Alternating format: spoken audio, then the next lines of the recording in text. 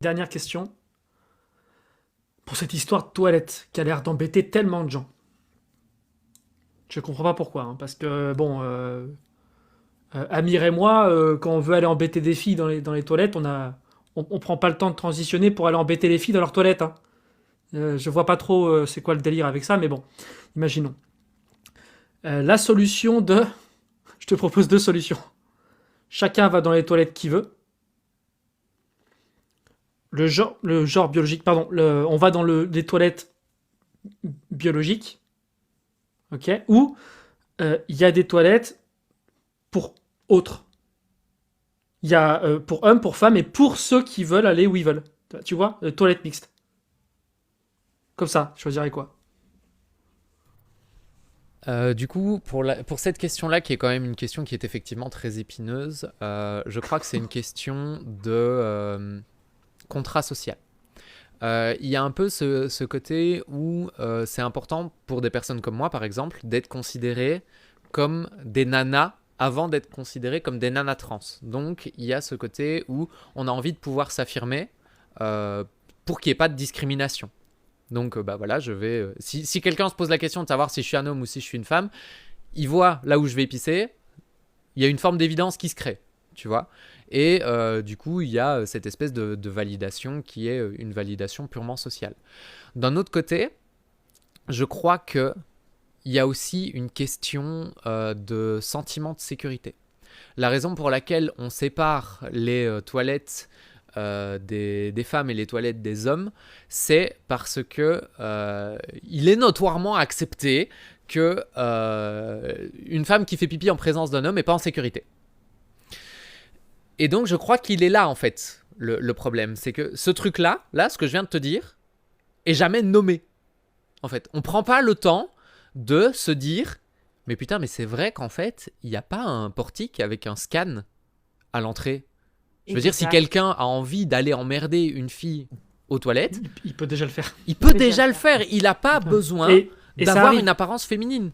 Et ça arrive. Oui, c'est ça. Et puis c'est ridicule. Il y a des femmes lesbiennes qui sont des agresseurs en puissance. Il y a des hommes gays qui sont des agresseurs en puissance. Moi, je suis plus sécurisée quand je sais avec quelqu'un, quand je sais que je suis avec quelqu'un dont mon genre n'attire pas, que quand je suis avec quelqu'un qui est d'un genre X ou Y. C'est plus, tu vois, son orientation qui va déterminer. Et encore, j'ai envie de te dire, au final, on n'est jamais vraiment protégé. Et en plus, dans les toilettes des femmes, on a un système de cabine. Vous avez encore ce truc d'urinoir où Ouvert, vous ouais. exposez pleinement, ce que je trouve aberrant. J'ai pas compris. Je vous laisse parce discuter que de ce sujet-là 30 secondes, je reviens. Vas-y, Ça vas-y. marche. En parlant Parce des toilettes. Parce que normalement, tu vois, c'est tout ou rien. Je vois pas pourquoi les femmes auraient droit à leur intimité, pas les hommes. Mais Amanda, moi je me pose la question, il y a tellement, on connaît tous hein, des bars où il y a que des toilettes mixtes. Oui. J'aimerais avoir Même des à l'école, hein. statistiques. À l'école aussi. Ouais, j'aimerais Les bien bars, avoir des les statistiques restaurants. sur les problèmes qu'il y a dedans, quoi. Bah oui, les bars, les restaurants Bah, qui ont un les chiotte. plus gros problèmes, je te coupe Propreté. juste 2 secondes Amanda C'est la pour dire ma propreté. connerie. Exactement. Moi, franchement, le plus gros risque que je prends à aller dans les toilettes mixtes, c'est d'être passé après un homme qui a pas su viser le trou. Ouais. Hein. C'est le plus gros des risques. Hein. C'est Clemzy qui prend pas le temps de lever la lunette, on sait bien. Surtout bon en plus. Tu as totalement raison, Cassius. En plus, voilà, quand tu es dans un lieu public, les gens vont et C'est un viennent. peu misandre ce qu'elle vient de dire. hein. Mais c'est ridicule. Franchement, c'est un faux problème. On est tout à fait Excusez-moi juste Bonsoir tout le avant que monde. ce soit. Pardon, Clemzy, avant que ce soit complètement. Diane, je trouvais que ça pouvait être que dans ton live que je cuisine une queue de lotte. On est C'est dans drôle. un repas, je C'est drôle, fais ça. que de Que langoustine. de l'autre. C'est un poisson, Amir. Ouais, parce que la lotte, elle est tellement vilaine qu'on mange que les queues. Non mais tu vois Diane, c'est des questions bêtes que je te pose là, mais c'est des trucs qui m'obsédaient. C'était ça qui me faisait peur. C'était pas autre chose. Les histoires avec les enfants, qu'on va les convertir ou quoi. On a ces délires-là surtout. On croit qu'on va les convertir à la politique, on croit qu'on va les convertir au créationnisme, à tout. À l'islam. Donc, voilà, à l'islam, c'est pas propre aux personnes trans. Ça. Mais par comment contre- t'en es venu Comment Comment t'en es revenu de ces 2 points?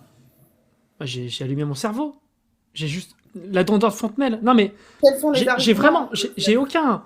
Je comprends les gens qui ont un problème avec la notion de genre et tout. Ça, je comprends. Parce qu'on peut être en total désaccord avec cette nomenclature et avoir du respect pour les personnes qui veulent se faire opérer et changer de sexe ou de genre. C'est pas ça fondamentalement le problème. Il y a des gens qui pensent vraiment qu'on nie la biologie parce qu'ils n'acceptent pas une autre nomenclature. Ça, moi, c'est un débat c'est un débat de mots. C'est pas si grave que ça si tout le monde se respecte, tu vois. On s'en fout de ça. Mais moi, par contre, les peurs que j'avais sur Disney qui fait de la propagande pour que les enfants deviennent, euh, deviennent non-binaires, etc. Ben, j'ai fait l'expérience de la Dondor de Fontenelle, tu vois. Vérifier qu'il y a un problème avant de chercher à le résoudre.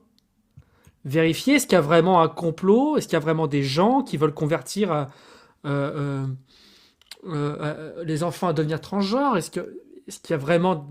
Tout ça existe, tu vois. Ben, en fait, non. En fait, non. Ouais. Donc, comment transformer une minorité qui se fait opprimer en une minorité qui complote? Et Ça par n'a contre, pas sens. en étant revenu, et Nathan peut en témoigner dans les commentaires, je suis pas d'accord avec Nathan sur quasiment tout, hein, il sait. On est montés tous les deux avec des opinions totalement opposées, hein, sur des lives de militants LGBT complètement extrêmes, mais extrêmes à un niveau toxique. Et comme j'en suis revenu, j'ai pas amalgamé. Je pense que c'est l'erreur que beaucoup font, tu vois. J'ai pas fait l'homme de paille à me dire ah le mouvement LGBT c'est ça.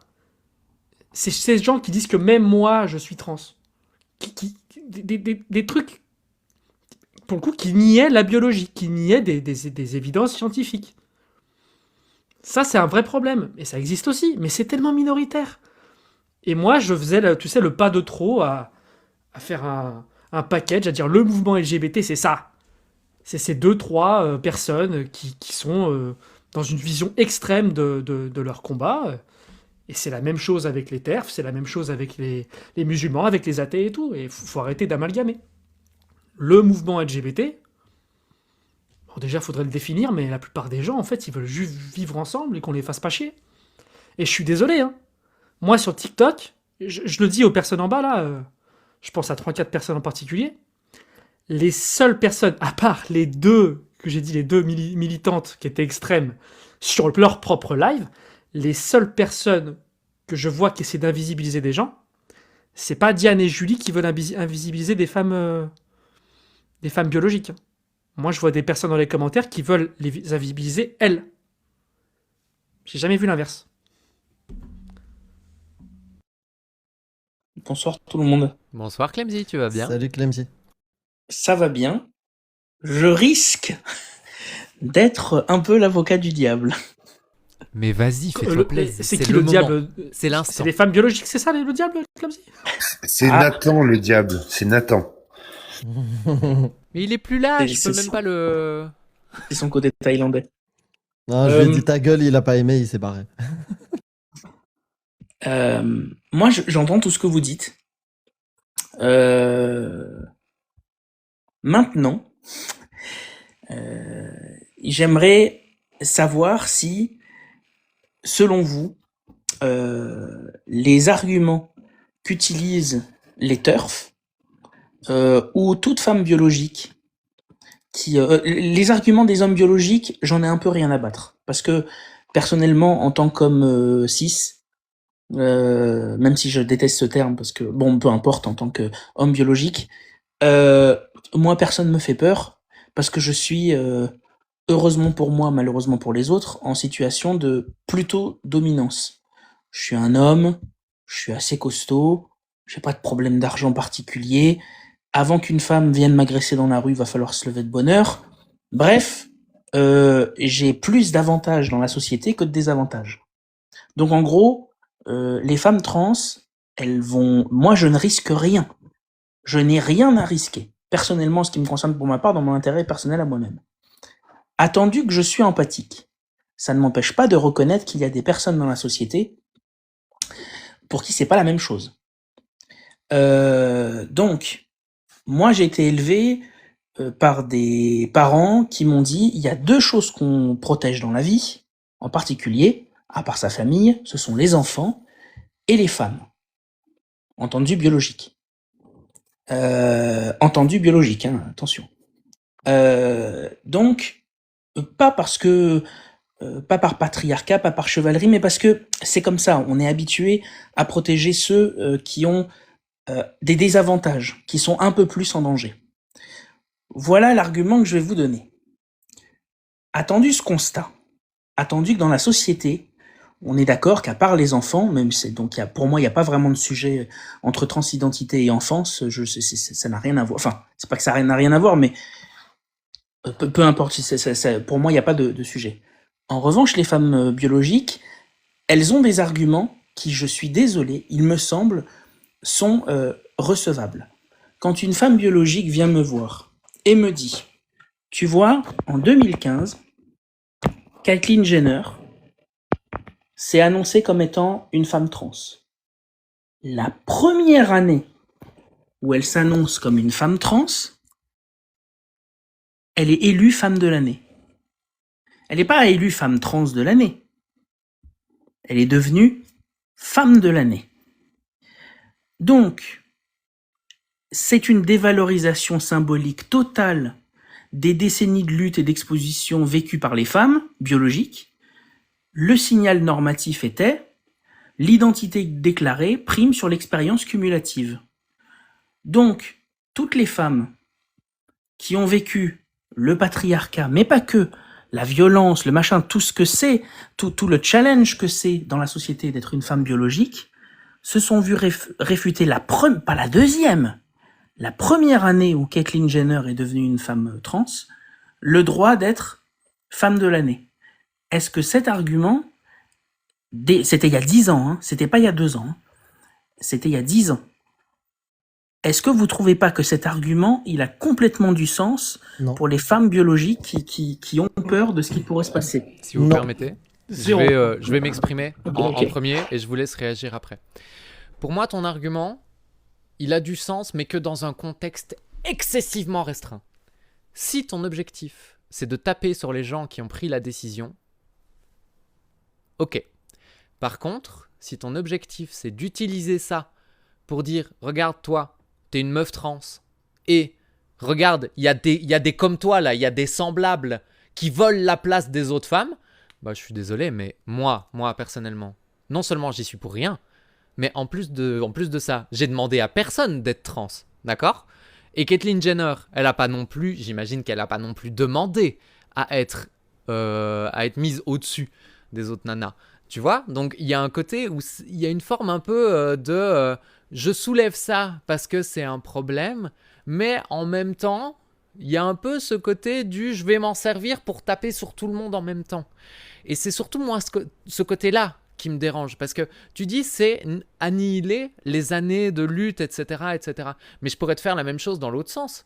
Je pourrais exactement te dire, écoute, il y a eu des meufs trans depuis le début de l'humanité, et là, on se fait taper dessus depuis le début de l'humanité, et là, pour le coup, pour une fois, sur toutes les années où il y a eu une meuf mise en avant, qui était une nana trans, qui a été mise femme de l'année parce qu'elle a fait, j'en sais rien, moi je sais pas ce qu'elle a fait, je connais pas l'histoire, mais imaginons que ce soit légitime, d'accord? On part du principe, c'est légitime. La meuf, elle a été mise là parce que effectivement c'est une nana et que ça a été la nana la plus influente, transition ou pas transition, bah c'est pas volé non plus. Tu vois ce que je veux dire? Si tu mets un prix pour nana trans de l'année, bah tu vas effectivement créer une catégorie où il va y avoir que des nanas trans. Mais est-ce que ça va empêcher les gens de cracher dessus? Bah je suis pas vraiment sûr. Est-ce qu'on peut faire le parallèle avec les musulmans et les arabes? Exactement. Moi, c'est comme l'islam. Je critique pas les gens. Je critique pas les trans, comme tu le dis.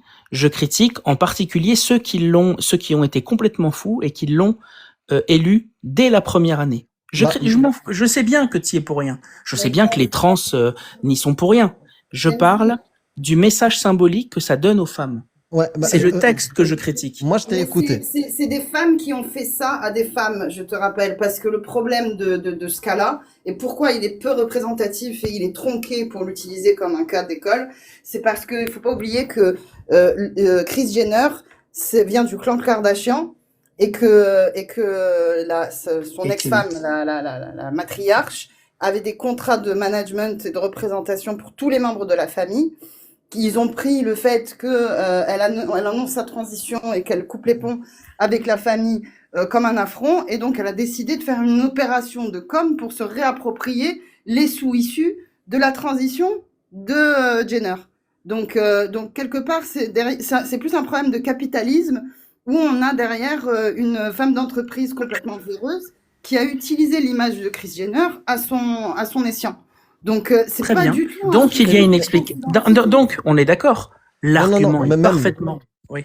Même si Amanda donne plus de contexte, moi, imaginons qu'il n'y a même pas ce contexte-là, je t'ai bien écouté.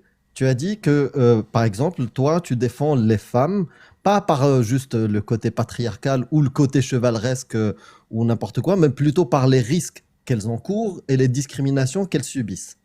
Si tu les prends comme on va dire, un sous-ensemble de la société qui est discriminé, qui subit beaucoup de risques, qui est peut-être fragile vis-à-vis de l'homme, comme tu as dit, toi par exemple, comment tu es et tout. Eh ben, si c'est ça tes critères qui t'ont permis de défendre la cause féministe, tu devrais t'inscrire aussi dans la cause des LGBT en général. Parce que eux aussi, c'est un sous-ensemble de la société qui subissent beaucoup de risques et une discrimination. Donc pour moi, comme pour le féminisme, quand il y a des symboles ou des messages forts, par exemple une femme astronaute ou des choses comme ça, qui essayent un tout petit peu de racheter l'écart, de diminuer cet écart et diminuer ces discriminations, redorer ou redonner la position que mériteraient les femmes, bah, je pense que des messages forts de ce type-là, eux aussi contribuent à ce que la société accepte de plus en plus cette partie de notre société, ce sous-ensemble qu'on a dans notre société. Si tes critères sont les mêmes, risques qu'elles encourent et discrimination subie. Bien sûr. Ce que j'essaye de montrer, moi personnellement, je m'en fous. Encore une fois. Ce que j'essaye de vous expliquer et de vous montrer, parce qu'apparemment, c'est difficile d'en parler, c'est que moi, je suis d'accord, je suis pour le vivre ensemble. C'est mon seul travail. Je l'ai toujours dit. C'est le vivre ensemble. Le truc, c'est que d'imaginer qu'il est amoral ou immoral d'entendre ce genre d'argument, parce que je suis désolé, mon argument est parfaitement valable, c'est la mise en contexte qui explique qu'en réalité, il aurait fallu communiquer dessus. Et Oui. là, c'était là où je voulais en venir. venir. C'était là où je voulais. J'ai compris, Attends, Clemzy, moi. J'allais t'apporter mon Voilà, soutien. Amanda, je suis d'accord avec toi, c'est toi qui as apporté la bonne réponse. Je peux Effectivement, répondre à ça. y Non, il n'y avait- a, y avait- pas que ça. Il n'y a pas que ça. Il y a Mais- d'autres choses. Je vais te laisser finir et je reviendrai dessus parce que le contexte, c'est vraiment la plus petite partie de l'iceberg. voilà. Je veux bien donc, du répondre coup- à Clemzy aussi, si vous voulez bien. Oui, juste un instant. J'essaye de faire comprendre mon point de vue avant qu'on me dise que je suis transphobe ou quoi que ce soit. Moi, j'en ai. Attends. Je pense pas Pas qu'on de va ça te le ici. dire ici. Hein. Pas de ça ici. Tiens pas compte de mon mail alors. Non. Moi, encore une fois, je suis quasiment en position de domination dans la société. Je suis un homme. J'ai pas de dysphorie de genre. Vraiment, le sujet ne me concerne quasiment pas. Le seul sujet qui me concerne, c'est d'essayer de travailler pour le vivre ensemble. Et il me semble que l'instruction et l'éducation, c'est les meilleurs moyens pour le vivre ensemble. Bon. Ce que j'essayais juste de montrer, c'est que, en mettant sous la table, pour des distinctions idéologiques ou moralistes, des choses qui doivent être débattues comme ce soir, qui devraient plutôt être débattues comme ce soir, ça permet vraiment de travailler pour le vivre ensemble. Mais par exemple, mettre sous le tapis le cas de Caitlyn Jenner, sans parler de... Parce que pour moi, c'est là qu'a commencé profondément le point de rupture. Je me trompe peut-être, hein, mais c'est là où les gens ont commencé à se dire, mais attends, c'est quoi ce délire exactement? En tout cas, moi, c'est là que j'ai commencé à l'entendre dans mon entourage et académiquement. Parce que je pense que dans la symbolique, la dévalorisation symbolique de la femme, ou ressentie comme telle, parce qu'en réalité c'était bien plus complexe que ça, a commencé il y a 10 ans, à peu près à ce moment-là, lors du GLAD. Et ensuite, ça a continué. Ça a continué avec le sport, avec ce que vous pensez être un sujet pas important, selon vous, mais les toilettes, c'est un sujet central. J'ai l'impression que, effectivement, ça paraît bête parce que c'est là qu'on va faire caca et qu'on va faire pipi.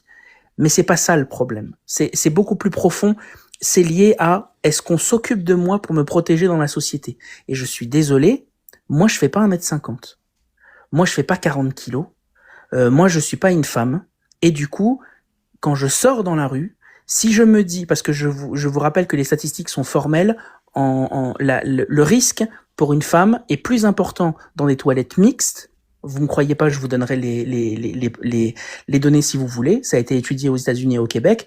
Le risque pour les femmes d'avoir des problèmes dans des toilettes mixtes est un peu supérieur que dans des toilettes séparées. Pourquoi? Parce que c'est comme ça, c'est la physique, on n'y peut rien. Moi, jamais de ma vie j'agresserai une femme, mais ça veut pas dire que quand on me dit la plupart des hommes sont des agresseurs, enfin, les hommes sont des potentiels agresseurs, oui, c'est la réalité, c'est comme ça, j'y peux rien. Bon. Dans l'absolu, on est tous d'accord que tous les gens qu'on connaît, personne ne ferait ça. C'est pas le problème. Moi, je parle du texte. C'est comme avec l'islam. Je parle pas des musulmans, je parle du texte. Là, pareil. C'est un problème symbolique, idéologique et normatif. Et il faut pouvoir en parler et expliquer. Clemzy, pardon, juste tu dis qu'il y a plus de chances dans des toilettes mixtes, mais du coup, d'être agressé par des hommes ou par des femmes trans? Ah, c'était la bien joué. Non, d'être agressé par des hommes biologiques. Bah oui. Oui, Mais- qui n'ont pas T'es sûr que besoin. c'est homme biologique? Bien sûr, d'être agressé par des hommes biologiques, tout court. Les Les statistiques sont par rapport à ça. Y a des femmes biologiques qui agressent d'autres femmes biologiques ou d'autres hommes biologiques. Il y a même des hommes battus. Ça existe. C'est bien sûr. Tout existe Non, mais dans Clemzy, tous les sens. T'as pas saisi la question. La question c'est, est-ce que les femmes dans les toilettes mixtes sont plus agressées par des femmes trans, donc par des hommes biologiques, mais qui sont dans une démarche de transition vers la féminité genrée au sens sociétal, ou est-ce que c'est par des hommes tout à fait normaux d'un point de vue purement statistique du terme? Il n'y a pas de normalité. Il y a pas de normalité dans la chose. Oui, biologique. Ce sont biologique. des hommes. Quand je parle Oui, de oui. normalité, Non, mais au je sens parle de gaussien. normes au sens statistique. Tu prends un Oui, homme au D'accord. pif. Au sens gaussien, d'accord. C'est ça. Oui, Ok. la gaussienne. Oui. Donc du coup, je n'ai jamais vu le fait d'être précisé qu'il y avait la moindre femme trans ou le moindre homme, parce qu'on parle beaucoup des femmes trans, mais il y a les hommes trans aussi, qui a les statistiques, je crois, n'ont jamais fait mention des hommes et des femmes trans. Moi, je suis honnête intellectuellement jusqu'au bout. Effectivement, jamais j'ai vu ça dans les publications. Ça serait bien Le- qu'on les mais- ait, ces chiffres-là. Je pense qu'elles Que font ça partie réglerait tellement le peu. problème. Peut-être, exactement. Donc, l'éducation va gagner. Ok, Ah, on est d'accord. pas le fait de mettre le problème sous le tapis en disant ça Ah, n'a il pas faut pas. d'importance parce que c'est là. Faut pas le faire. Bon, en attendant, Non, pouvez-vous ça me n'a pas donner d'importance. Tout à l'heure, on a dit ça n'a pas d'importance parce Excusez-moi. qu'on n'a pas justement ces chiffres-là d'agression de femmes ou hommes trans sur des femmes parce qu'elles étaient dans des toilettes mixtes ou elles étaient dans les toilettes des femmes. Non, Tu vois, ça c'est vrai. Tu vois, Non, c'est- bien c'est- sûr, c'est bien pour sûr, ça bien sûr. que moi, c'est une forme de suspension de jugement, tu vois. Bien sûr. Oui, Et oui. vous pouvez me donner quel est le seul Généralement. critère pour pouvoir être une femme trans? Quelle est la première chose qu'il vous faut quand vous êtes pour pouvoir être une femme trans? Alors, Moi, tu je parles peux de pas, celui je que veux dire. nous on voudrait ou de celui qui est activement là pour le moment fait, appliqué?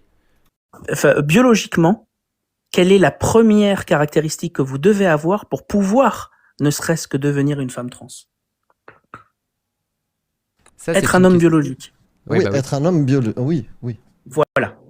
Donc, à nouveau, j'essaye d'être précis dans ma pensée pour montrer que c'est pas de la phobie et que c'est pas de la haine, que j'essaie de me mettre, et c'est très difficile pour moi de me mettre à la place d'une femme biologique. Parce que pour moi, c'est les seules personnes, il me semble, qui ont le droit de pouvoir dire, écoutez, on a peur, et je veux qu'on prenne notre peur en question et qu'on en discute, c'est vraiment important. Et Elles je ont pense le droit que de le faire.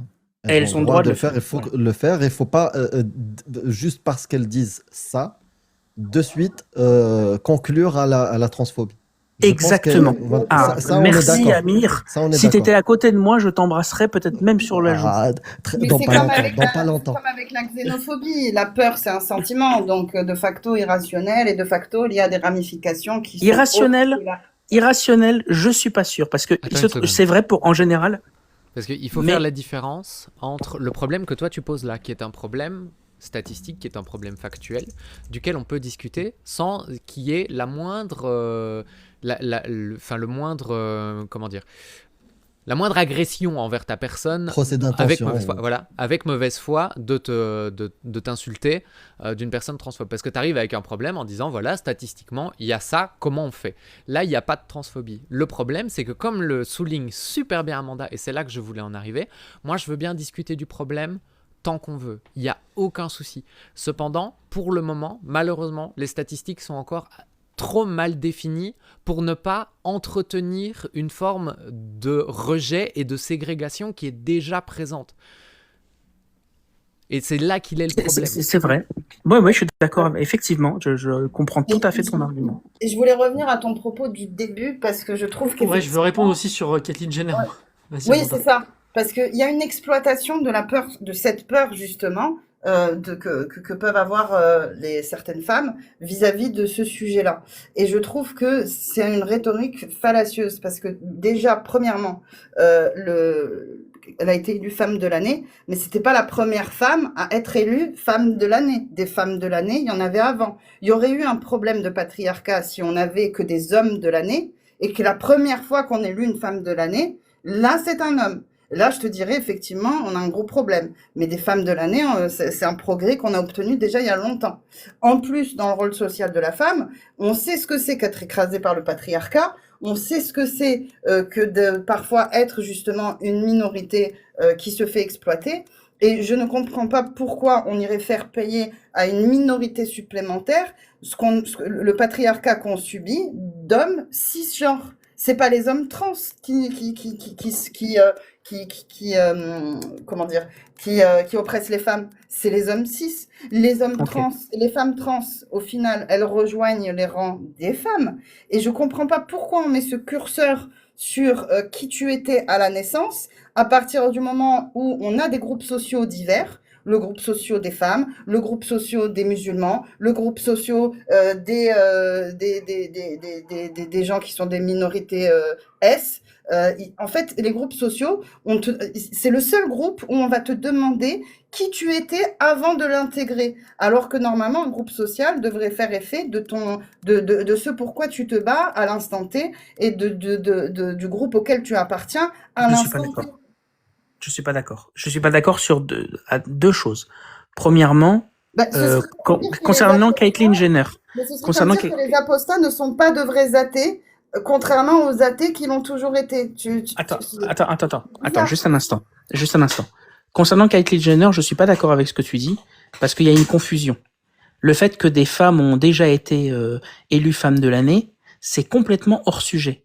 Le point, c'est pas la rareté de la chose. Le point, c'est la valeur symbolique d'une reconnaissance féminine majeure. Donc, il y a un critère nouveau. Je crois que la reconnaissance sociétale de la femme dépend d'un magazine privé qui établit ses propres bien évidemment pas. Critères. Bien évidemment pas. Ce que je dis, c'est le signal symbolique que ça envoie à ce que c'est que la reconnaissance féminine. L'accès à la reconnaissance féminine, apparemment, ne requiert ni trajectoire féminine, ni exposition aux contraintes féminines biologiques. Tu peux être femme de l'année sans ne jamais avoir été femme biologique et avec tous les challenges que ça suppose. Moi, je m'en fous qu'elle ait été élue. Ce que je dis, c'est ce que j'imagine qu'on peut ressentir, enfin, c'est pas ce que j'imagine, vu que c'est elles qui l'ont exprimé. Ce que beaucoup de femmes biologiques ont ressenti à ce moment-là, c'est que un homme biologique qui devient une femme, et elle a tout à fait le droit de le faire. Il y a aucun problème avec ça.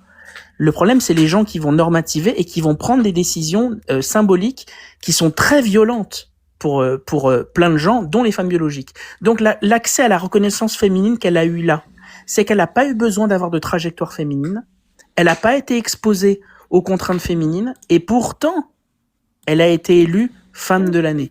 Oui, Donc- comme ça, Amanda, donc c'était hors moi, sujet. Et ça, quand c'est je une peux. contrainte violente. Et ça, c'est J'ai- une contrainte violente. Être nommé dans S'il un vous plaît. magazine, c'est une contrainte violente que subit une femme Non, biologique. c'est l'inverse. Biologique. Tony, je te passe la parole. Je Là, veux Moi, juste je ça, comprends ça vous ce qu'il paraît, dit, ça vous paraît Clemzy. fou? Oui, ça, attends, ça vous je paraît peux bien fou? répondre à Clemzy, ça. il Ouais. explique l'effet que ça peut avoir sur les gens. C'est-à-dire Ah oui, que oui, oui. cette décision-là qui a été prise par des décisionnaires qui n'ont rien à voir finalement avec la cause LGBT ont mis au final en porte-à-faux le combat LGBT et les LGBT sans expliquer pourquoi et comment et ceci et cela. Bah en fait ils ont dit bon bah on prend la décision à votre place, mais vous allez vous démerder avec les femmes biologiques qui vont pas comprendre pourquoi. En Oui, gros mais dans, c'est Exactement. dans quelle mesure... Et Kathleen Jenner elle-même, Attends, Attends. Clemzy, plus tard, dans et quelle Kathleen Jenner mesure- elle-même, plus tard, a reconnu que c'était en réalité une très mauvaise décision. Oui, ben, on s'en fiche. Bah, c'est un- Ah non, non, non, c'est très important. Parce une que opinion, elle, ça plus a une tard. valeur Ah, attends, Amanda, dis ton truc et vraiment, je veux Oui, voilà. dire un truc sur Bon, ça. Je allez-y. disais, les actrices qui viennent de familles très riches et qui ont été privilégiées toute leur vie et qui n'ont pas connu la moitié de ce que connaissent la plupart des femmes, elles sont plus représentatives que Kathleen Jenner. Amanda, j'allais le dire avec une histoire un peu plus Pardon, dans le vas-y. pathos. Raconte ton Ah, Parce qu'en histoire. 2014, c'était Taylor Swift. Et en fait, tu vois, il se trouve que ma voisine, qui est mère, veuve, célibataire de 5 enfants, qui bosse de nuit pour nourrir ses 5 gosses, elle a pas trop compris pourquoi Taylor Swift, gosse de riche, qui a pas vécu tous ces problèmes, elle a été élue femme de l'année. Exactement. Elle a pas- Ouais, elle a pas- mais c'est non, tu- je suis pas d'accord. Mais non, mais Mais c'est vrai, c'est- c'est violent, ce c'est pas pour les mêmes magazine- raisons, Non, mais c'est pas violent. pour les mêmes raisons, et que ce magazine, ils mettent en avant une femme ou une femme trans pour des mauvaises raisons, il n'y a aucun rapport avec les LGBT, avec les personnes trans. Oui, mais C'est un justement, magazine qui ne met peut-être pas en avant les personnes les plus méritantes. Justement, c'est ça le Si le problème, critère, c'est la c'est souffrance que il y a physique, c'est à pas cause de cet acte-là, cette décision-là qui a été prise sans réel derrière explication politique ou militante, etc. Bah en fait, ça a laissé des femmes parce que c'est nouveau aussi. C'est pas comme les classes sociales. Ça fait longtemps qu'on connaît le problème des classes sociales et effectivement la différence entre le féminisme prolétaire et les féminismes bourgeois. Effectivement, il y a un fossé. Mais ça, on le sait depuis longtemps. Or là, c'était nouveau. C'est-à-dire que c'était en pleine phase d'éducation où les gens demandaient, sans le demander, à être éduqués sur le sujet. Ouais, mais Cassius, Vous- du coup, tu te dis pas que justement, c'est pas un bon argument des femmes biologiques ou des TERF, je sais plus ce qu'on avait dit, contre les femmes trans. Ah oui, c'est un mauvais C'est un argument. bon argument contre cette revue qui ne fait pas de pédagogie. Voilà. Ben oui, mais ça, les gens Exactement. qui Tout à fait. regardent, Ah, ils bon, pensent bah, pas comme ça. Les gens j'ai qui jamais dit le regardent, ils contraire. ne pensent pas Ouais. forcément comme ça. Ah, ouais, Exactement. ok. Clemzy, il Clemzy, explique juste pourquoi il y a des femmes D'accord. qui, aujourd'hui, sont plutôt... des femmes, suite à cet événement, sont devenues TERF, par exemple. Il explique Exactement. pourquoi. Ah, bah, il y a des raisons pour Il ça, faut toujours. pas, il faut pas Ok, s'attendre Clemzy, à ce que j'ai le cru progrès que- soit Attendez une seconde, apporté excuse. par des entreprises privées, J'ai des compris, magazines Clemzy. qui cherchent plus leur revenu que un vrai combat social. Hein. Un magazine, son objectif, c'est le chiffre d'affaires, et il va surfer sur les tendances. Donc, c'est pas un bon curseur pour moi. Si je puis me Ah, mais j'ai permettre, compris, Pour toi, du coup, oui. Clemzy. Pour toi, Vas-y, oui. Jam. Ok. je Pour vais toi, oui. retourner le Ok. problème.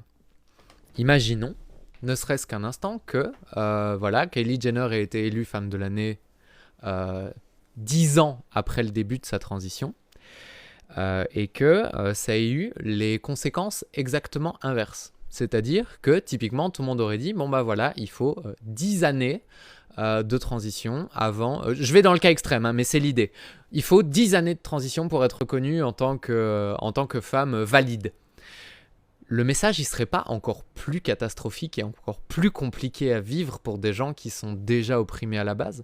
Parce que l'air de rien, le fait que... moi, le cas Jenner, je le connais pas du tout. Je peux parler que de mon cas à moi et des cas que je connais. Mais être une nana trans et avoir vécu toute son adolescence, toute son enfance, à jouer un rôle, à essayer de plaire à tout le monde, à essayer de faire du bien autour de soi, à ne pas être reconnu pour qui on était, à être valorisé pour des choses qu'on n'a jamais considérées comme valables pour nous-mêmes et pourtant pour lesquelles on nous reconnaissait comme étant valides.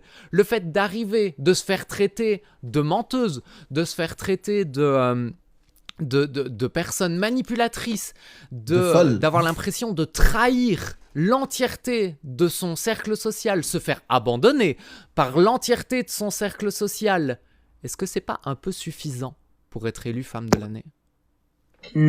Alors, je comprends l'argument et franchement, je trouve que c'est un très bon argument. Maintenant, je vais prendre ton exemple. Je trouve que c'est un bon argument que t'as trouvé. Je suis pas sûr qu'on puisse hiérarchiser les souffrances. Ah non, mais on est là, ce qu'on fait, c'est un exercice de pensée. Hein. Je suis pas en train de dire que j'ai raison, t'as pas raison. On a des arguments chacun, il y a des émotions, elles sont valides des deux côtés. Les femmes qui ont été vexées parce que c'est Kylie Jenner qui a été élue ont tout à fait le droit de ressentir ce qu'elles ressentent et elles sont valides dans leur ressenti. Toi, tu apportes cette critique, tu es relais de cette parole, je t'en remercie, c'est très bien que tu le fasses. Mais moi, à mon tour, voilà, je fais le relais de mon sentiment. On n'est pas dans un combat. Je pense, sincèrement, hein, que pour vraiment juste déjà donner mon avis sur la fin du truc, parce que vous allez probablement beaucoup rebondir et j'aurai pas l'occasion de le redonner, donc je profite que j'ai la parole. Je pense qu'on a raison tous les deux. Que c'est juste deux vécus qui sont qui coexistent, mais qui peuvent pas ni être hiérarchisés, ni on peut pas donner raison à l'un ou à l'autre. Voilà. Ok. Merci, t'as tout à fait raison. T'as été très raisonnable dans l'absolu, étymologiquement en disant ça. Il y a quelque chose qui changerait. Le message aurait été différent 10 ans après. Ce que ça aurait changé. Donc c'est une personne trans M vers F, ok? On va dire qu'on est dans une société qui accepte qu'une femme trans est une femme. Ce qui fait qu'au bout de 10 ans, elle aurait vécu du sexisme ordinaire comme une femme, de la dévaluation professionnelle comme une femme, du harcèlement même comme une femme. Elle aurait été factuellement exposée à certaines violences. Et pourtant, elle aurait été élue parce que face à tous ces nouveaux challenges qu'elle rencontre en tant que femme, en plus des challenges qu'elle rencontre en tant que femme trans, mais à minima, avec les challenges qu'elle rencontre en tant que femme, parce qu'elle veut être considérée comme une femme dans la société, elle a réussi à surmonter ces challenges. Du coup, l'élection est valide, parce que la validation, c'est ce que tu as réussi à accomplir face au challenge. Quand c'est ta toute première année, le sexisme ordinaire vécu par les femmes biologiques, tu ne l'as pas encore vécu. Attends, là, il faut que je t'arrête. Alors il faut que je t'arrête tout de suite. Alors que Taylor Swift l'a bien vécu. C'est très étrange, Attends une seconde. individuellement.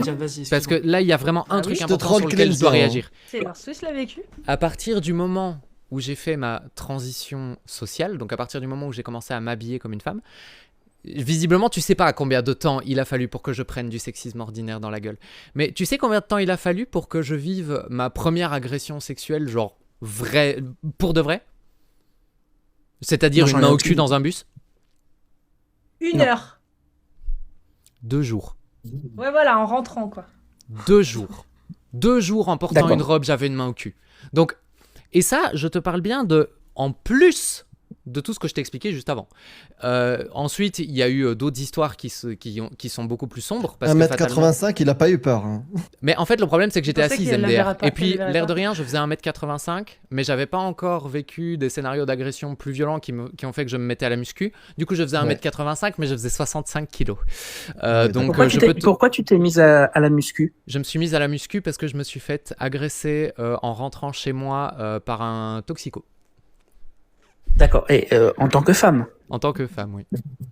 Ok, jamais en tant qu'homme? En tant qu'homme, je l'ai fait un petit peu, mais c'était plus par validation sociale que par recherche de développement personnel. Non, je veux dire, tu n'as jamais subi ce genre d'agression en tant qu'homme. Ah tu non. l'as vécu en tant que femme. Que en tant que femme. J'ai jamais été agressé que en tant que femme, jamais en tant qu'homme. Je trouve scandaleux que tu aies été agressé 2 jours après. C'est absolument scandaleux. Que tu sois agressé tout court. On est tous d'accord là-dessus.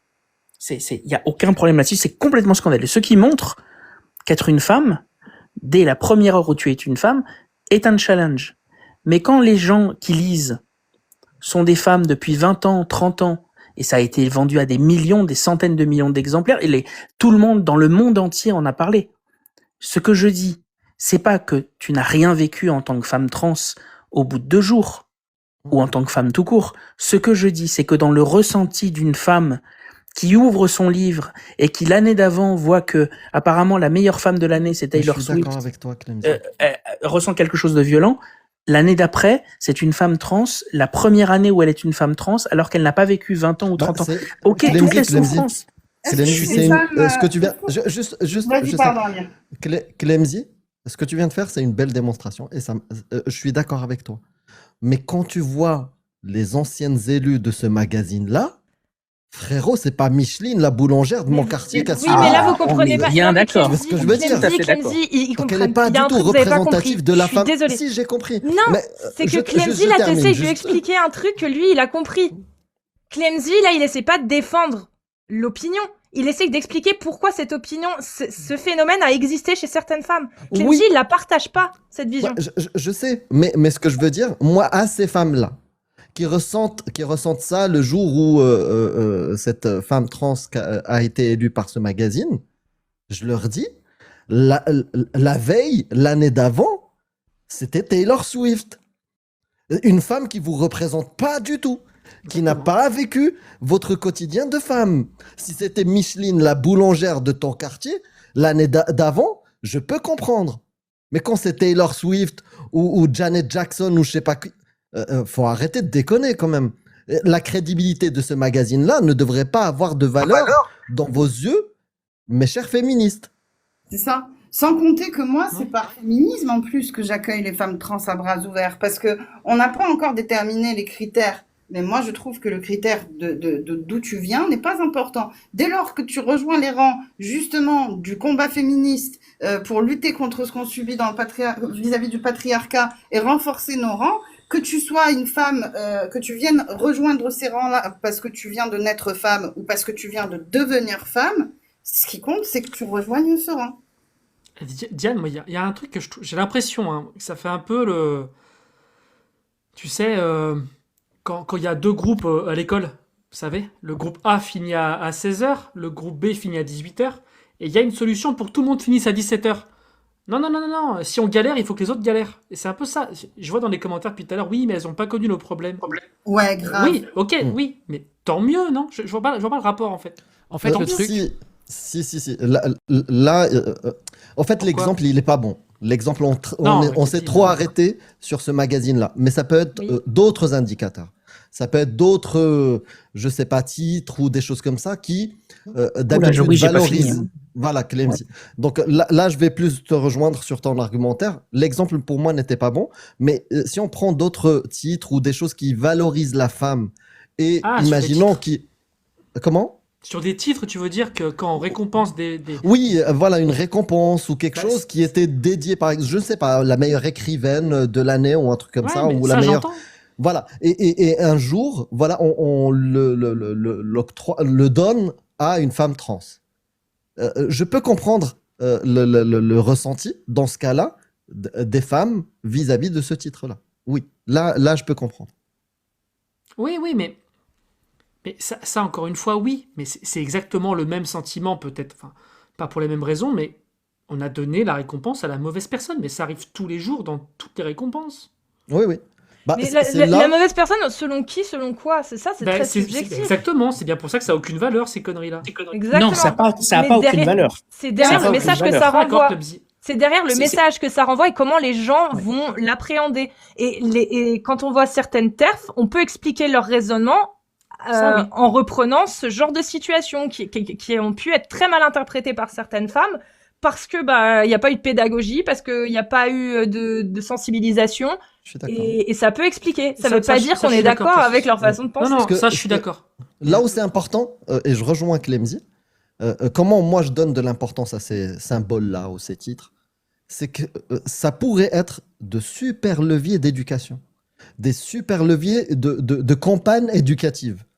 Et effectivement, dans le cas que vous avez cité, Amanda et toi, de ce magazine-là, ils ont mal fait le boulot et ils n'ont pas du tout servi à ça. Mais dans d'autres cas, ça pourrait être un levier d'éducation. Parce que oui, ça a servi pendant longtemps comme levier d'éducation de prendre une femme, comme j'ai dit tout à l'heure, astronaute ou dans d'autres domaines. Mais voilà, mettre en avant la femme, c'était un super levier éducatif et normatif dans la société pour diminuer l'impact du patriarcat et de la discrimination des femmes. C'était bien. Pourquoi on le refuserait pour d'autres causes? Pourquoi on refuserait ces leviers éducatifs pour d'autres causes, pour des gens qui subissent une autre forme de discrimination? Bien sûr, on ne va pas renier la discrimination des femmes, qui est encore en cours. Mais il y a d'autres discriminations qu'on pourrait traiter aussi via ces mêmes leviers. Oui, mais je me permets un truc pour le cas là précis. Quand on a voulu valoriser la femme, on n'a pas élu une femme meilleur homme de l'année, tu vois aussi. Tu vois, on a fait une section pour valoriser la femme. Eh ben, il faudrait, tu vois, ça ferait tomber ce tabou. Et puis en plus, je trouve que ce qui fait le plus de mal aux femmes aujourd'hui, c'est qu'on soit représenté par des starlettes qui représentent personne, plutôt que d'être représenté par des femmes trans qui font aujourd'hui partie de notre quotidien. Je veux répondre à Cassius, si, ça a été fait. Marie Curie, le prix Nobel, je vous invite à regarder l'histoire. Au début, c'était pas à elle qu'on devait le donner. On devait le donner à son mari ou un truc comme ça. Il y a eu une négociation pour finalement, le donner à une femme. Oui, mais après, on a évolué. Après, on a fait un groupe. Oui, mais c'était limite un prix qui était consacré aux femmes. Et on l'a fait évoluer. Aux hommes, je veux dire. Aux hommes, et on l'a fait évoluer. On a fait une section femmes. Donc, pour pouvoir faire valoir la parole de la femme et la représenter, on a fait une section. Non, on n'a pas fait une section. Il n'y a pas de section femme. On a donné le titre en prix Nobel, à ceux qui... voilà, prix Nobel. Ouais. On n'a pas créé de section. Parce que Marie Curie l'a mérité, on lui a donné à elle.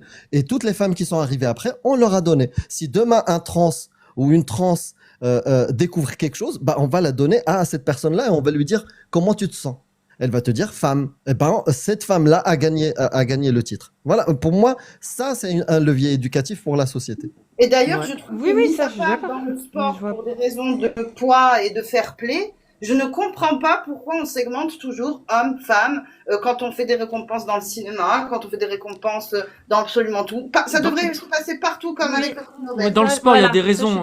Dans le sport, il y a des raisons statistiques. Mais le cinéma, ah pardon, j'avais pas compris ça.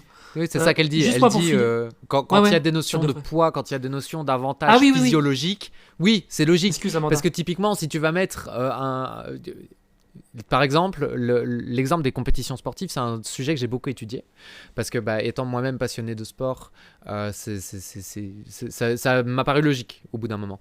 Et le fait est que, oui, l'air de rien, quand tu passes au travers même juste d'une puberté masculine et puis que tu fais une transition après, tu as quand même eu une création physiologique de fibres musculaires qui ne disparaîtront jamais. Donc tu as un avantage, même si tu fais la même taille, même si tu fais le même poids, tu as un avantage d'un point de vue purement génétique. Et on peut rien y faire, ça. Donc qu'il y ait des segmentations au niveau du sport, parce qu'il y a des raisons physiologiques, ok, mais effectivement, c'est aberrant qu'à l'heure actuelle, on ait toujours l'Oscar féminin et qu'on n'ait pas juste des lauréats avec 50-50 parce qu'ils ont tous été bons, quoi. Enfin, c'est n'importe quoi. Non, c'est bizarre, ça. Ouais, et juste pour terminer, moi je suis désolé, je reviens une dernière fois sur cet argument-là que je comprends pas, l'argument de dire elles n'ont pas connu nos souffrances. On va toujours trouver des femmes biologiques qui n'ont pas connu les souffrances des autres. Pourtant, on va pas les exclure. Donc ce critère de la souffrance ou de la discrimination qu'a subi une femme, pour moi, il n'est pas consistant, il veut rien dire. Il y a des femmes, dans les femmes biologiques, qui n'ont pas connu les règles, l'accouchement, le harcèlement. Il y en a peut-être peu, mais il y en a qui n'ont pas connu. Et pourtant, on ne les exclut pas, de la même façon qu'on exclurait les femmes trans, parce qu'elles n'ont pas connu ces souffrances. Donc cet argument-là, il me trouble un peu, je le trouve bizarre en fait. C'est pour ça qu'il faut ramener des TERF pour parler avec elles.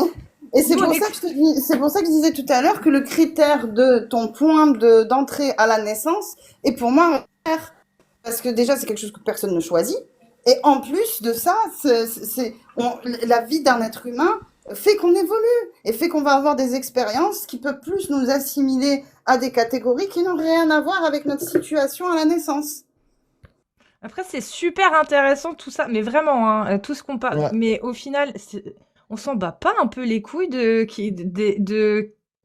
ces concours, sachant que c'est pas nous qui décidons en plus de ça. Si, complètement. Voilà, merci. C'est ça.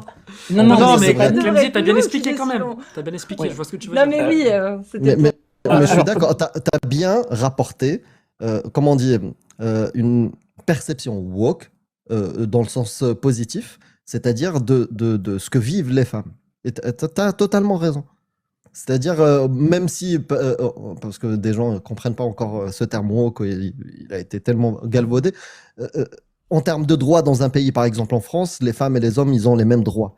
Mais il faut quand même être à l'écoute de ce que tu viens de faire, l'exercice que tu viens de faire, Clemzy, de leur vécu.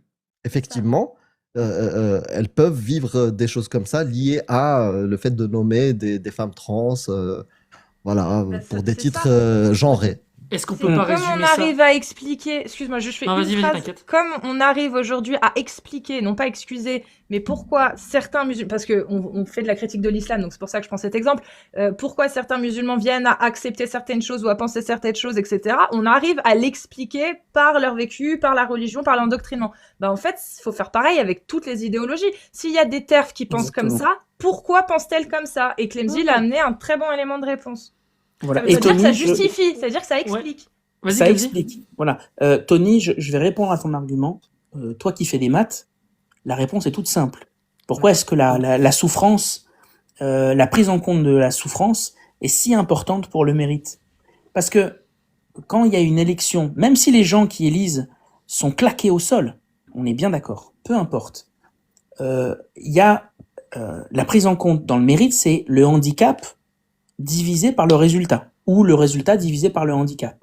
Donc, c'est méritocratique et mathématiquement, c'est distributif, on va dire. C'est pas moral. Il est pas là, mon argument, hein, Clemzy. Je l'ai mal compris. Non, c'est ça, moi je comprends ça. Sauf que ça ne va pas être appliqué à une femme une femme biologique qui a eu le privilège de ne pas connaître ses souffrances.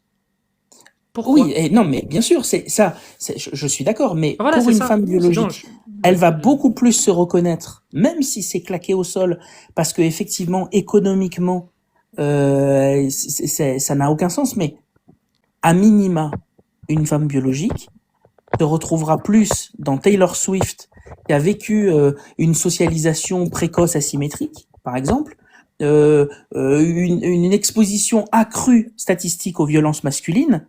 Elle va plus se reconnaître dans ce handicap.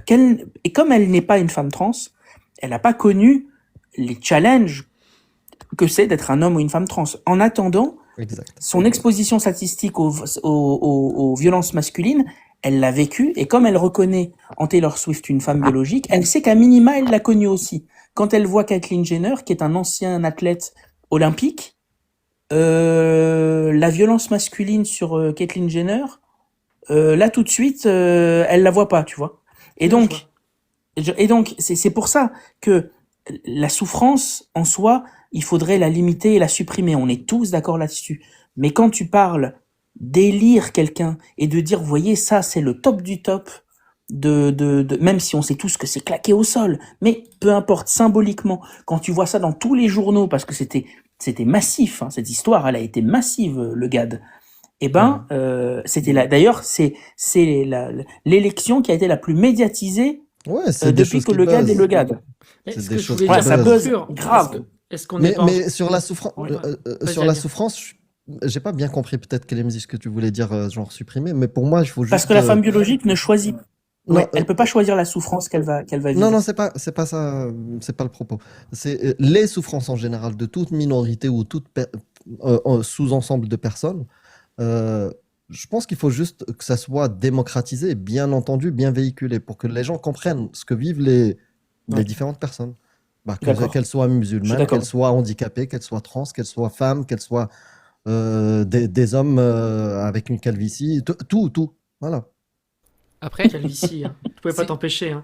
Clemzy, je suis dans le club, t'inquiète pas, je suis dans le club. Est-ce que c'est pas quelque part un petit peu l'inconvénient d'une sorte de discrimination positive? C'est un peu ça. Que ça peut engendrer de la frustration, finalement. Et, tout à fait. Ça a des avantages quand on la justifie, et parfois ça crée de la frustration, et il faut trouver l'équilibre, quoi. Dans son cas à elle. Après, si je puis me permettre, je vais, avant de commencer à faire monter les gens, je vais peut-être juste élargir un tout petit peu le sujet, parce que c'est propice et pourquoi pas, sur la question de la hiérarchisation de la souffrance. Parce que là, on est clairement en train de parler de ça, sans le nommer, en fait. Et le truc est que moi, j'ai l'impression qu'on vit dans une société où, pour avoir réussi, faut que t'en aies pris plein la gueule, parce que sinon, tu le mérites tu le mérites pas. Et il y a un côté où on est en train d'hiérarchiser en disant ouais mais une nana trans comme elle a pas vécu des trucs de femme, elle en a pas pris assez plein la gueule pour être suffisamment considérée comme une femme. Oui mais en même temps elle en a pris plein la gueule mais dans d'autres moyens, donc est-ce que c'est pas valide aussi? Est-ce que en fait on serait pas en train de valider un biais totalement irrationnel de l'être humain qui est que on a besoin entre guillemets, de voir que les gens en face de nous sont en méga galère pour se rassurer sur le fait que nous aussi on en prend plein la gueule au quotidien. Et ce que je veux dire par là, c'est que il y a énormément d'études qui ont été faites sur le bonheur des gens et typiquement Kylie Jenner est tout autant, voire plus stressée que quelqu'un comme moi qui pourtant suis dans une galère financière monstrueuse et qui n'a pas accès aux sphères auxquelles elle a accès. J'allais je vois la même chose. Oui, et bah, c'est parce que vous avez oublié un petit détail. À nouveau, je vais pas me faire des amis. Effectivement, il y a le cas de la hiérarchie de la souffrance. J'aime bien tes intros. Ouais, Il sait qu'il est foutu. Je t'envoie un cadeau. Vas-y. C'est effectivement, c'est vrai que la hiérarchie de la souffrance, quand on parle du racisme, etc., c'est quelque chose. Mais dans le cas du trans, identité raciale, machin, trans, le concept de trans, il y a un concept qu'on n'avait pas vu venir, c'est la choisissabilité. Qu'est-ce que c'est, la choisissabilité? C'est que quand tu subis des souffrances structurelles, tu es né femme, de toute façon, ces souffrances, tu vas les vivre. Quand tu es né homme, tu vas vivre des souffrances aussi. Je dis pas le contraire. Mais quand tu es né femme, tu as une souffrance, structurelle, hein, biologico-structurelle. Dans le cas du fait que tu choisis de devenir femme, tu as le luxe, attention, je dis que c'est ce qui est ressenti, tu as le luxe de rentrer dans une catégorie et de souffrir, mais tu aurais pu ne pas avoir cette souffrance. Donc, ce luxe lié au mérite est particulièrement difficile à vivre pour quelqu'un qui ne choisira jamais d'être ou ne pas être dans cette catégorie qui va souffrir. Donc, le vrai critère, c'est pas la hiérarchie de la souffrance, c'est la non-choisissabilité. Parce que le désavantage, il est non choisi pour une femme biologique. Elle peut pas l'éviter. Elle peut pas le suspendre. Elle peut pas le retirer. Attends une seconde, Amir, j'arrive. Alors, attends. Ouais, juste un instant. Elle peut pas le retirer en se retirant socialement du groupe. Ok? Donc, l'analogie, c'est que c'est pas vraiment que la souffrance, elle vaut moins chez une personne trans. Parce que la hiérarchie, c'est complètement claqué au sol. C'est pas qu'elle vaut moins. C'est que la souffrance qu'elle vit n'est pas, pour le point de vue d'une femme biologique, il me semble, c'est pas le même régime de compensation. C'est la différence entre un handicap congénital et une discrimination contextuelle. Donc, le problème, c'est que quand tu fais la distinction analytique dans ces cas-là, la femme biologique vit de façon, il me semble, pour certaines d'entre elles, à nouveau, je suis même pas une femme biologique, je parle de ce que je connais pas, mais dites-moi si l'argument logique vous touche. La violence de la chose, c'est qu'il semble être ressenti qu'une femme trans a le luxe de vivre cette souffrance, que la femme biologique n'a pas le luxe de choisir. Et c'est pour ça que quand le mérite arrive, la différence entre le handicap et la réussite est violemment mal vécue pour quelqu'un qui n'a pas choisi cette chose. Alors vous allez me dire, oui, mais une femme trans, elle est pas là pour vivre, c'est très dur pour elle. Bien évidemment, on va en parler. Attends. Non, le prix anticipe pas ce que je vais dire. Oui. Non, c'est ce que je pense que les gens vont dire dans les Moi, je veux commentaires, juste lui dire une chose. Oui. Après la soirée Mélenchon et ce soir, change de pseudo et de logo. Non, je plaisante. Oh mon Dieu, je me mets dans des merdes, moi, en même temps. Non, t'inquiète. C'est important, je pense, que tu fasses le relais de cette parole-là. C'est un peu à ça que sert ce live, en fait, hein, finalement. Et c'est important que ce soit dit. Parce qu'en fait, le truc, c'est que l'argument, il peut pas être à sens unique, en termes purement logiques, si on veut vraiment rester dans des mathématiques. Il est transitif, ton argument. Parce que si une femme trans peut choisir de devenir une femme, ça veut dire que, en fait, une femme pourrait très très bien s'affranchir de sa condition de femme et devenir un homme. tu vois? Sauf que c'est pas vrai, c'est pas le cas. Et il est là le truc important, c'est qu'une nana trans, et c'est ça qu'il faut que les gens arrivent à se mettre à un moment dans leur tête, c'est que c'est pas un plaisir d'être une meuf trans, c'est un truc que tu subis, que tu prends dans la gueule une première fois, dans la tronche quand t'es enfant, tu regardes les enfants autour de toi et tu comprends pas pourquoi t'es différent du monde, donc tu prends une première méga claque dans la tronche, et t'as personne pour t'expliquer parce que t'as pas les mots, parce que t'as pas l'éducation nécessaire, parce que personne autour de toi n'en parle, parce que les rares personnes qui pourraient en parler autour de toi en parlent de manière très négative. Donc la première claque dans la tronche, tu la prends à ce moment-là. Donc tu te refais mentalement, tu continues à avancer. La deuxième claque que tu prends, c'est pas seulement une claque sociale. La deuxième claque que tu prends, c'est la puberté. Quand tu prends dans la tronche ce changement hormonal de A à Z qui te fait devenir quelque chose que tu détestes profondément, que tu vis excessivement mal depuis toute jeune sans forcément réussir à mettre les mots dessus. Il y a des gens qui ont la chance de pouvoir mettre les mots dessus avant. Moi, ça n'a pas été mon cas, tu vois, par exemple.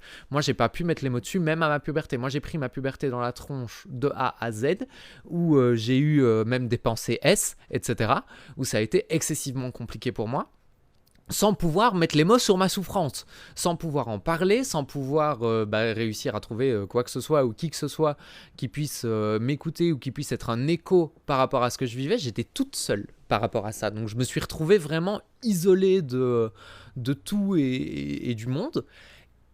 Franchement, hein, je vais vous le dire là maintenant à vous tous qui écoutez, qui regardez cette rediff. Merci d'être là d'ailleurs. N'hésitez pas à tapoter, mettre un like, mettre un commentaire. Vous êtes adorables, je vous aime, bisous.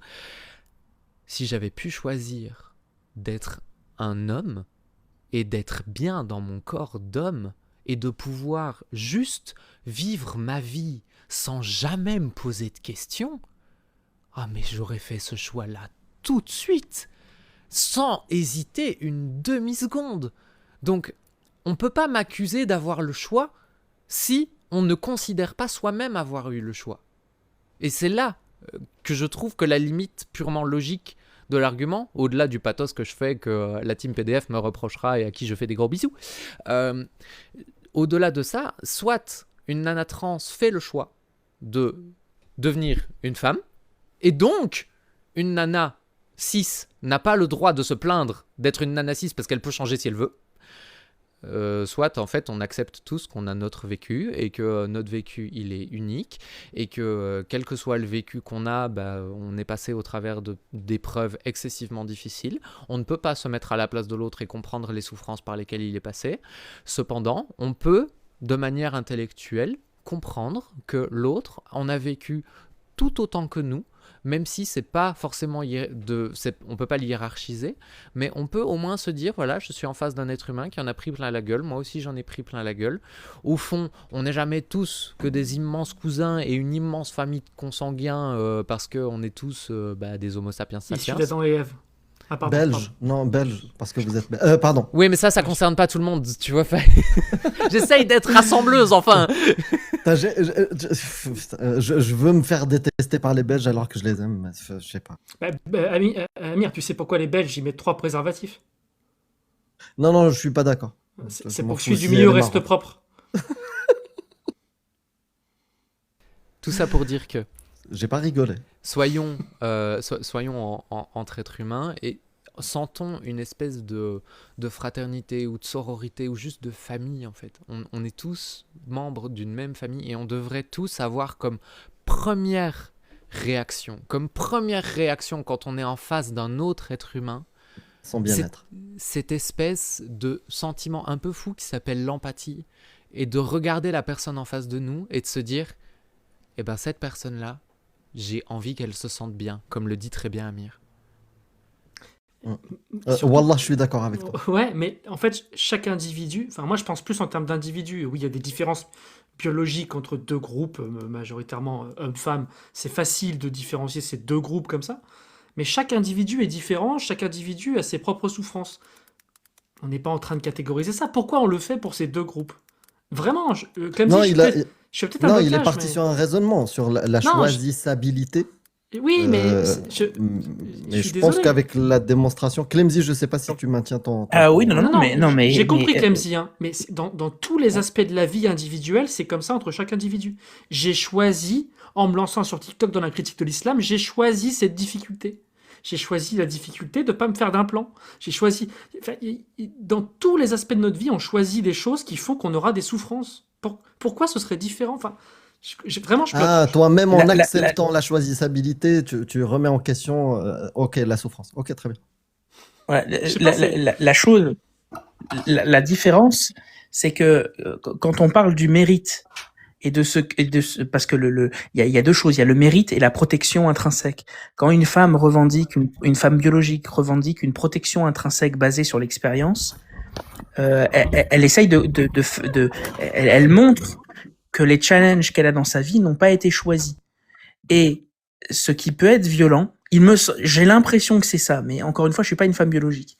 Il me semble que la violence du discours que certaines femmes biologiques ressentent, c'est cette négation en imaginant que quelqu'un qui ne l'a pas vécu depuis la naissance, sous ces challenges, récupère les systèmes mis en place de protection liés à ces challenges depuis la naissance et arrive, après que le combat soit fait, pour en tirer les avantages et la normativité qui en a découlu. Bref, Ok, je peux que... faire une analogie, Oui. Clemzy? C'est Oui. comme si, par exemple, pour les personnes handicapées, moi je suis née handicapée, ok?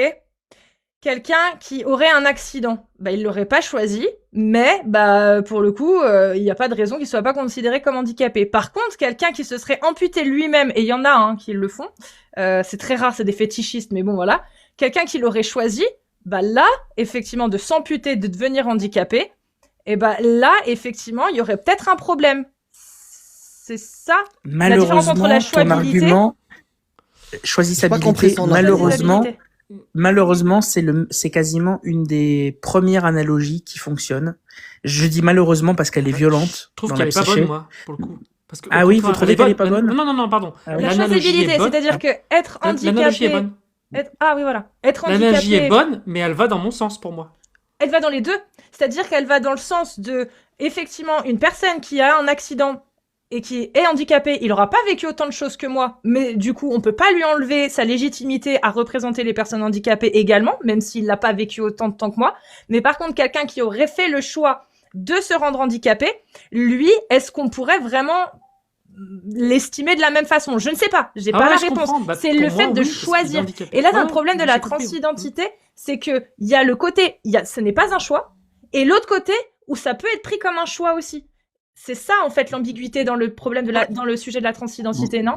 Moi, ce qui me va pas là, dans ce que, pardon, dans ce qu'a dit Clemzy, et peut-être que je me trompe, mais ce qui va pas pour moi, c'est le positionnement, on est tous d'accord que dans un monde rêvé, les challenges dont parle Clemzy, ils devraient pas exister.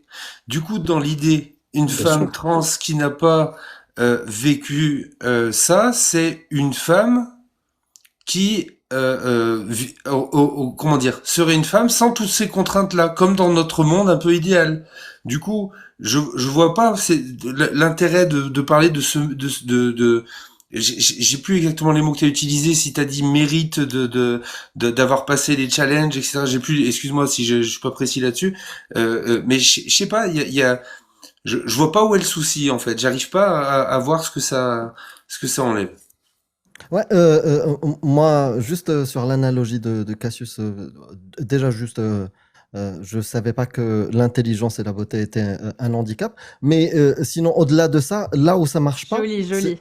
Ouais, là où ça marche pas, c'est choisir d'être handicapé. C'est-à-dire quelqu'un qui choisit de se couper la jambe. Ça existe. Mais ça n'a rien à... ça existe. Ouais, je sais, ça existe, mais ça n'a rien à voir avec le fait Justement, de transitionner. Sur ce sujet-là, il n'y a pas d'ambiguïté sur le sujet du handicap. Quand tu es handicapé, il y a très peu de chances que tu l'aies choisi. Et quand tu es trans, c'est pareil. Moi, je constate, je pense que tu ne choisis pas. Si tu as une dysphorie de genre ou si effectivement tu es né dans un corps d'homme et que tu te sens vraiment femme, tu ne le choisis pas. Là où par contre, dans l'esprit des autres, encore une fois, Clemzy, il essaye d'expliquer les phénomènes de réactance ou de réaction des autres. Et donc, dans certains esprits, ça peut être considéré comme un choix qui a été fait.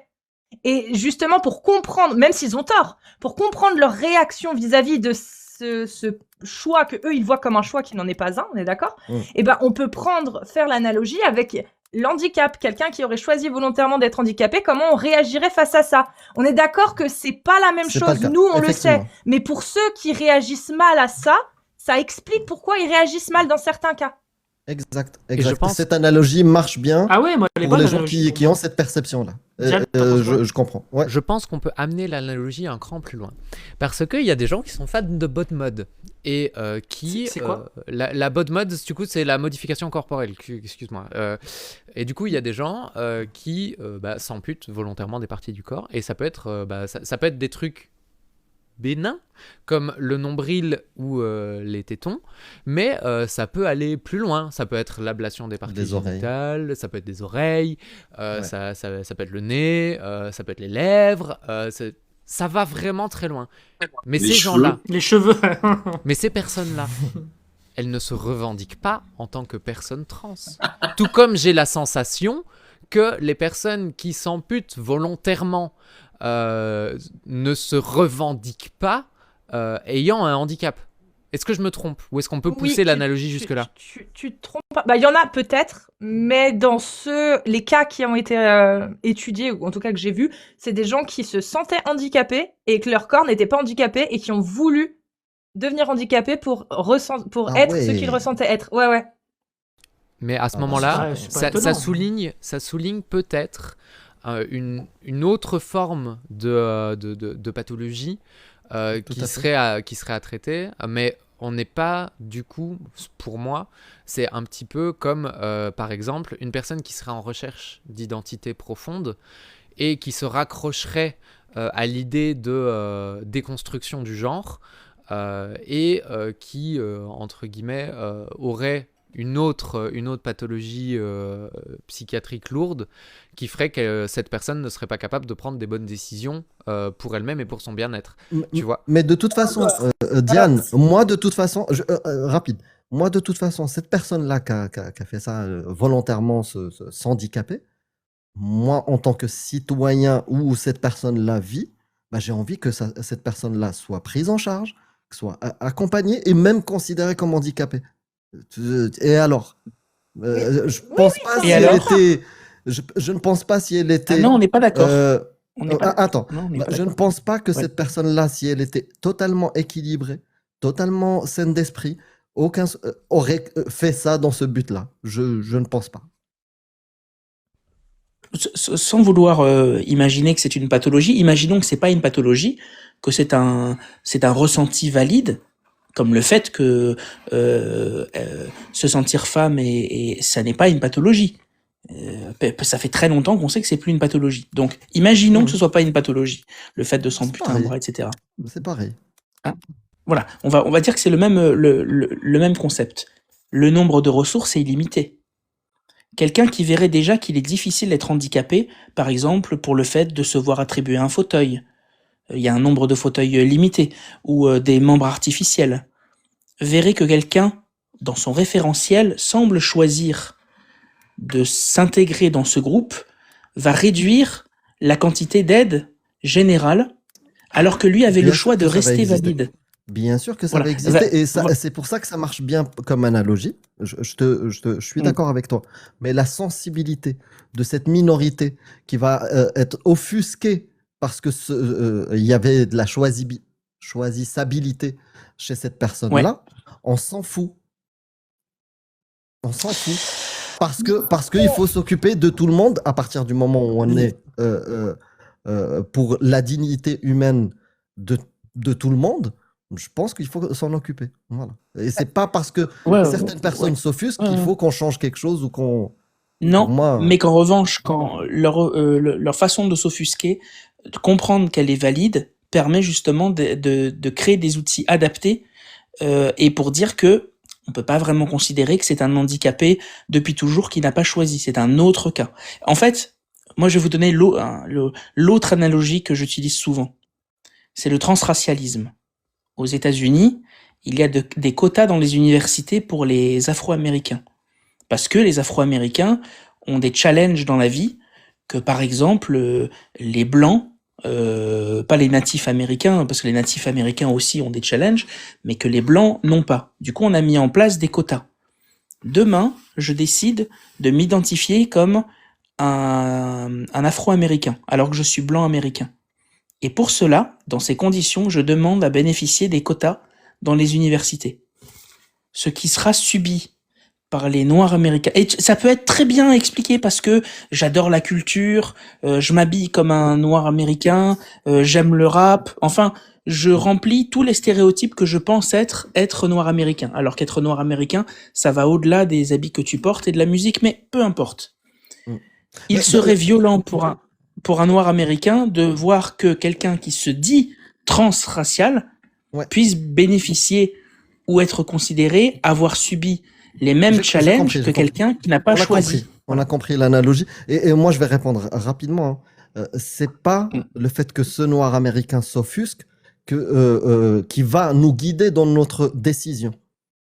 Tu vois, la décision sera prise indépendamment de la sensibilité, parce que au-delà de la sensibilité peut être un indicateur de réflexion. Et il faut l'entendre, il faut l'écouter. Et c'est important. Mais la décision qu'on va prendre, la décision finale concernant ce cas-là que tu viens de décrire, ne sera pas liée à la sensibilité des gens. Sera liée à est-ce que c'est rationnel, est-ce que c'est pas rationnel, est-ce que ça fonctionne. Par exemple, dans le cas de l'handicap, c'est rationnel parce que cette personne-là, peu importe comment elle est arrivée à devenir infirme et ne peut pas accomplir des tâches ou des choses comme ça, il faut lui rendre la vie facile. Cette personne-là qui est blanche, qui a mis juste des locks et se considère comme noir afro-américain, rationnellement, ben, non, il n'a pas d'handicap dans la société, il n'a pas je sais pas, des choses qu'il va subir à cause de cette croyance dans sa tête comme quoi il est noir alors qu'il est blanc. Bah, s'il va jusqu'au bout, qu'il se peint en noir, il fait un blackface, il met des cheveux, des machins, et donc du coup tout le monde le prend pour pardon. Oui, non mais tu vois, ce que je veux dire, c'est que moi aussi, l'argument a été éclaté au sol parce que personne ne fait ça. Mais ce que j'essaie de montrer... Si, il y a de tout, je suis sûr qu'il y a ça existe. Oui, je suis sûr qu'il y en a qui le font. Il n'est pas éclaté au sol ton argument, sauf qu'encore une fois, tu n'identifies pas le bon problème. Le bon problème, c'est pas la personne qui changerait de couleur de peau. Le problème, c'est qu'il y a des inégalités entre les blancs et les noirs. Bien sûr, mais non, mais ça c'est une évidence. Bah, point barre. Et ça... Ah non, pas point barre, parce qu'il y a des systèmes qui ont été mis en place. Rationnellement, ce mec-là, on va pas lui donner s'il y a des aides, imaginons, il y a des aides à l'emploi ou des choses comme ça qui sont données surtout à la comment dire, au groupe social afro-américain, bah ce mec-là, il va pas l'avoir. C'est tout. Rationnellement, il va pas l'avoir. Aucune... Parce que ce sera au cas par cas, c'est trop minoritaire. Ouais, et en plus, il faut qu'il y ait quelque chose de rationnel qui est. Non, mais attendez. C'est quoi l'explication rationnelle? Pourquoi on lui donne pas? Si son ressenti est valide, de toute façon, si pour lui, un noir américain est toute personne qui se dit noire américaine, pourquoi est-ce que tu le refuserais? Parce que je pense que c'est pas encore accepté. C'est pas accepté, c'est tout. C'est tellement minoritaire que ce sera pas accepté. Ce sera au cas par cas. C'est tout. Maintenant, quand ça deviendra majoritaire. Après, on peut faire le test. On peut faire un test à 3 étapes. Il envoie un CV avec son portrait.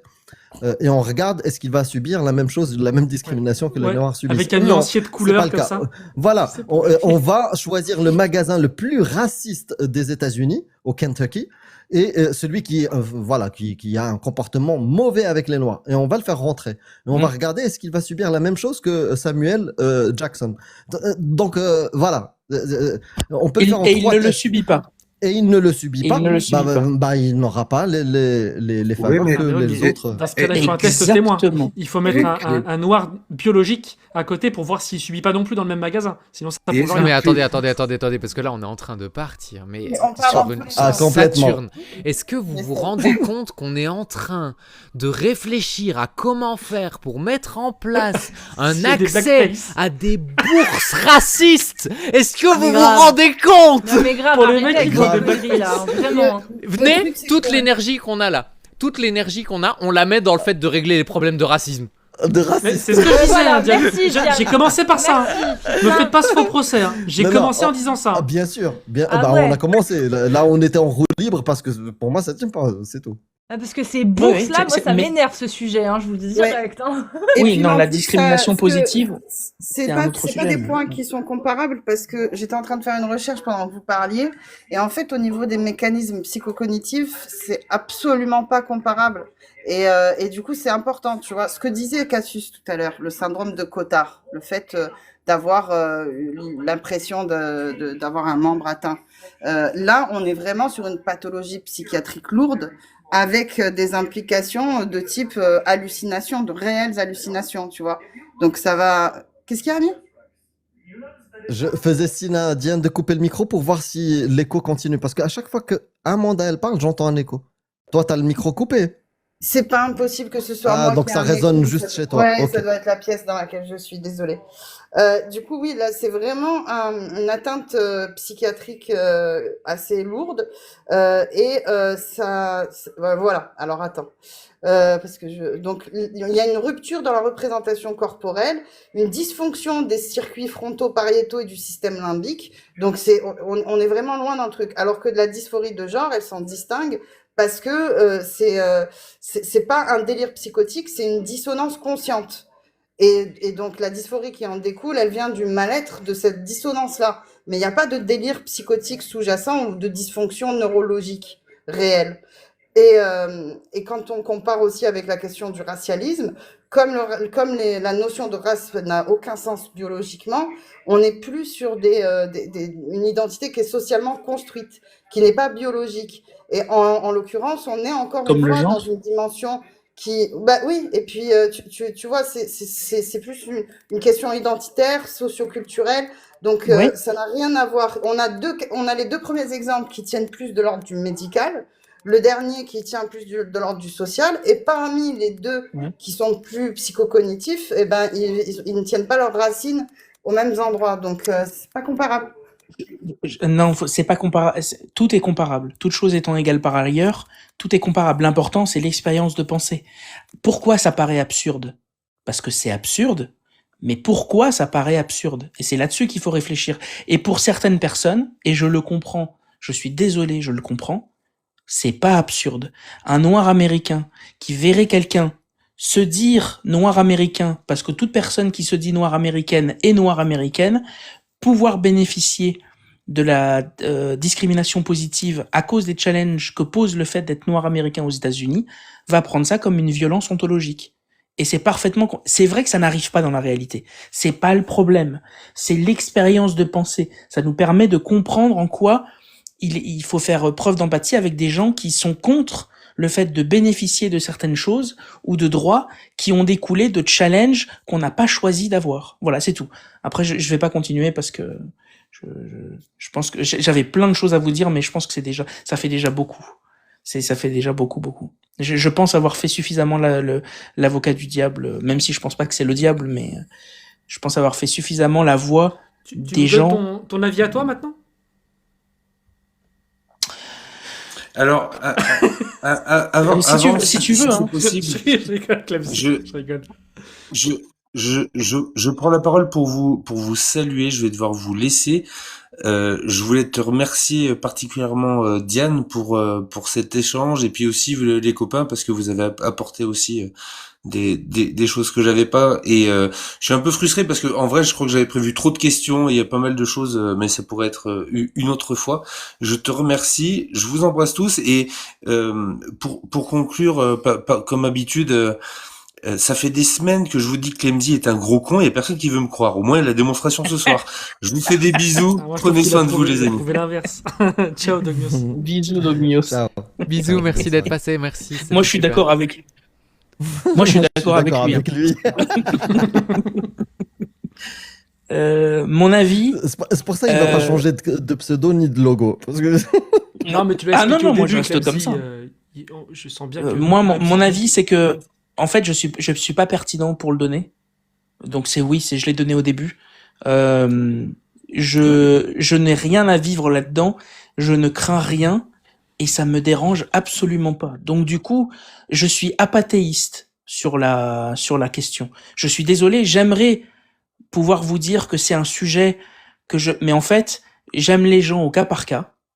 Je défendrai Diane et n'importe quelle personne que je connais qui est trans, pas trans, avec toute la verve avec un V que je me connais, et je continuerai à travailler pour le vivre ensemble, pour faire en sorte que les gens essayent de se comprendre et que on essaie de trouver la meilleure solution possible. Je n'ai pas à donner un avis moral sur la question parce que voilà, quand j'étais petit, enfin, pour être honnête avec vous, le seul cas, la seule chose où je n'arrive pas, enfin pas la seule, mais une des seules choses où je n'arrive pas à être raisonnable, c'est sur la pédocriminalité.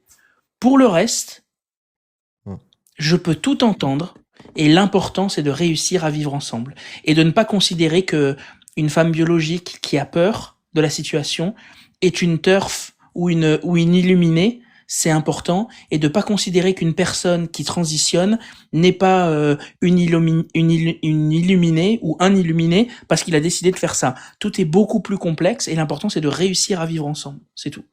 Voilà. Par contre, on peut être une Il a perte dit et au être cas par éliminé en cas, même temps. et dans mon cas, je peux attester que c'est quelqu'un sur qui on peut compter, Clemzy. Mais Clemzy, je t'en supplie, t'es va gentil, gueuler merci. ça partout. Je sais pas, tu dis que t'as pas un avis pertinent, mais ton avis, c'est l'avis le plus pertinent du monde. Parce que toi, tu représentes la majorité des gens, en fait.